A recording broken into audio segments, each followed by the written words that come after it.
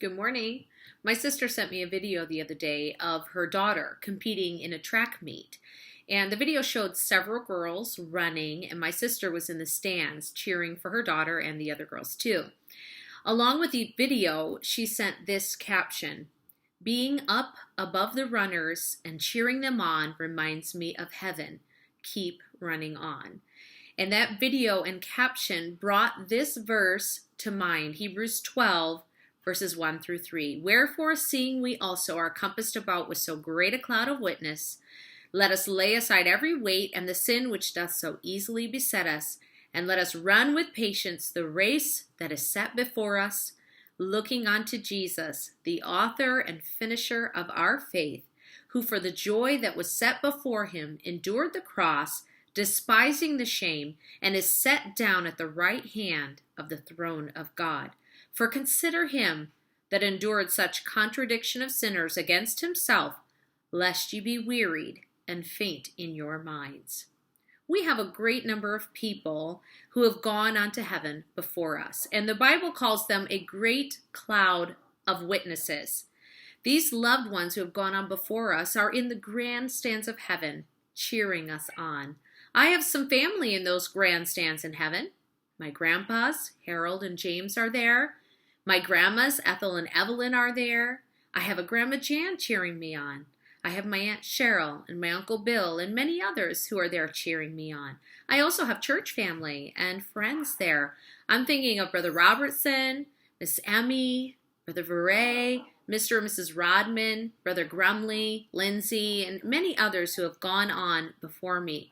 They are now in heaven cheering me on.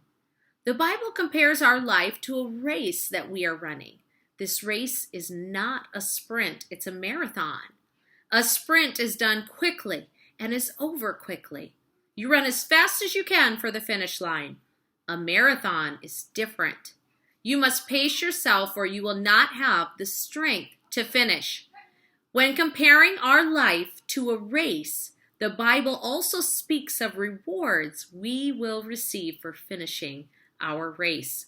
When the Apostle Paul knew that the time of his death was at hand, he wrote these words: "For I am now ready to be offered, and the time of my departure is at hand. I have fought a good fight. I have finished my course. I have kept the faith. Henceforth there is laid up for me a crown of righteousness, which the Lord, the righteous judge, shall give me at that day, and not to me only, but unto all them that love his appearing." 2 Timothy 4, 6 through 8. Now, believe it or not, many years ago, I used to love to run in track. My favorite race was the 400 meter, and I also like the 400 meter relay. Now, the 400 meters is just one lap around the track, and I liked that best because you could just run it and you didn't get too tired. But I also did not like to run the mile. That one was not my favorite. You had to really learn how to pace yourself. If you ran too fast in the beginning, you would run out of strength and go too slowly at the end. But if you allowed yourself to get too far behind, even if you still had strength left at the end of the race, you would just be too far back to catch up to the other racers. And so you had to learn what was called to pace yourself, a steady tempo of running. Now, I don't know about you, but I do not like to lose. I wanted to win first place. I did not want to come in second place. I wanted that first place medal. And if I wanted to do that, then I had to train. I had to practice, watch what I ate, get good rest, and all that stuff. I couldn't just lay around all day, never go out and practice, eat candy, drink soda, stay up all night. No way, not if I wanted that first place medal. And so it is with our life's race. 1 Corinthians 9, 24 through 25. "Know ye not that they which run in a race run all, but one receiveth the prize? So run that ye may obtain. And every man that striveth for the mastery is temperate in all things. Now they do it to obtain a corruptible crown, but we an incorruptible." If we want to have success in our Christian life, it's not just going to happen on accident. You must work for it. In those verses, it says that we have to be temperate in all things. That means moderate, not excessive. In other words, in this marathon called our Christian life, our Christian race, We have to pace ourselves. We can't run full speed ahead 24 hours a day, 7 days a week.